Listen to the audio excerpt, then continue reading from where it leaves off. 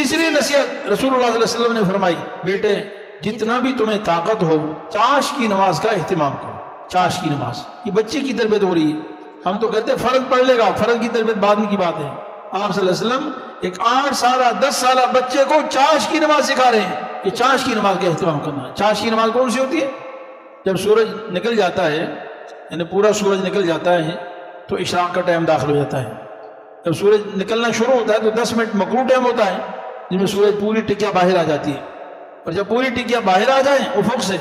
تو پھر اشراق کا ٹائم شروع ہو جاتا ہے، اور اشراق کا ٹائم جیسے شروع ہوتا ہے تو چاش کا ٹائم بھی شروع ہو جاتا ہے۔ یعنی اشراق اور چاش کا ٹائم کا آغاز ایک ہی وقت میں ہوتا ہے، سورج نکلنے کے بعد، لیکن پہلے اشراق کی نماز اور چاش کی نماز ذرا سورج گرم ہونے کے بعد پڑھنا افضل ہے۔ ضحیٰ اس ٹائم کو کہتے ہیں جس میں ریت گرم ہو جائے، ریت، تو 9-10 بجے پڑھنا افضل ٹائم ہے، ورنہ آپ اشراق کے ساتھ بھی چاش کی نماز پڑھ سکتے ہیں۔ ایک آدمی مجبور ہے 9-10 بجے نہیں پڑھ سکتا ہے، 11 بجے نہیں پڑھ سکتا ہے چاش کی نماز، کوئی اس کی ڈیوٹی کا مسئلہ، کوئی اور مشکل ہے، تو اشراق کے بعد پڑھ لے بھائی، 2 رکعت اشراق پڑھ لے، 2 رکعت چاشینے سے پڑھ لے، تو ٹائم شروع ہو جاتا ہے۔ لیکن رسول اللہ صلی اللہ علیہ وسلم نے فرمایا کہ دیکھو چاش کی نماز کا اہتمام کرنا، اس لیے کہ فَإِنَّهُ صَلَاةُ الْأَوَّابِينَ، اس لیے کہ جو چاش کی نماز ہے یہ ان لوگوں کی نماز ہے جو اللہ کی طرف رجوع کرنے والے ہیں، یعنی اولیاء اللہ کی نماز ہے، بزرگوں کی نماز ہے، متقی لوگوں کی نماز ہے، صلحاء اور علماء کی نماز ہے، اس کا اہتمام کرنا۔ حدیث پاک میں آتا ہے کہ جو شخص 2 رکعت اشراق کی پڑھ لیتا ہے اللہ تعالیٰ مغرب تک اس کے سارے کام اپنے ذمے لے لیتا ہے، اور جو شخص چاش کی نماز پڑھتا ہے اہتمام سے اللہ تعالیٰ اس کو رزق وہاں سے عطا فرماتا ہے جہاں سے اس کا وہم و گمان نہیں ہوتا۔ ہم جہاں دنیا کے اور اسباب اختیار کرتے ہیں، محنت کرتے ہیں، کوشش کرتے ہیں، وہاں ہمیں اعمال کا اہتمام بھی کرنا چاہیے۔ ہمیں انبیاء علیہ السلام کی سیرت سے یہی بات ملتی ہے کہ انبیاء علیہ السلام اعمال کا اہتمام کرتے تھے۔ اسباب اختیار کرنا اپنی جگہ پر ہے،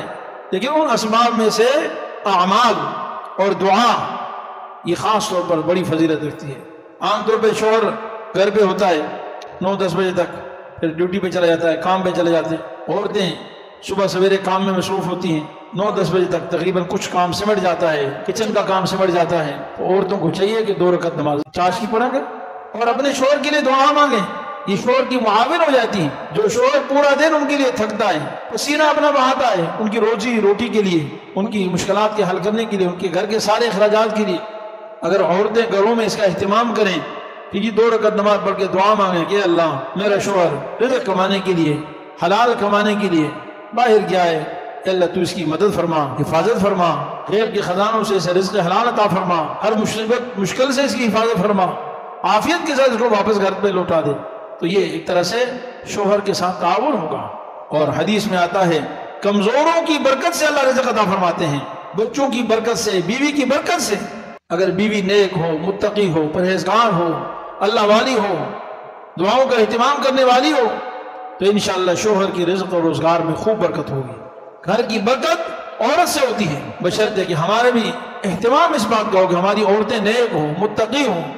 ہم نے ان کو نیک بنانے کی فکر کی ہو، ہم نے ان کی تربیت کی کوشش کی ہو۔ جب مائیں نیک ہوتی ہیں تو بچے بھی نیک ہوتے ہیں، بچوں پر بھی ان کا اثر ہوتا ہے۔ بہرحال رسول اللہ صلی اللہ علیہ وسلم نے حضرت انس رضی اللہ عنہ کو تیسری نصیحت فرمائی کہ دیکھو چاش کی نماز کا خوب اہتمام کرو۔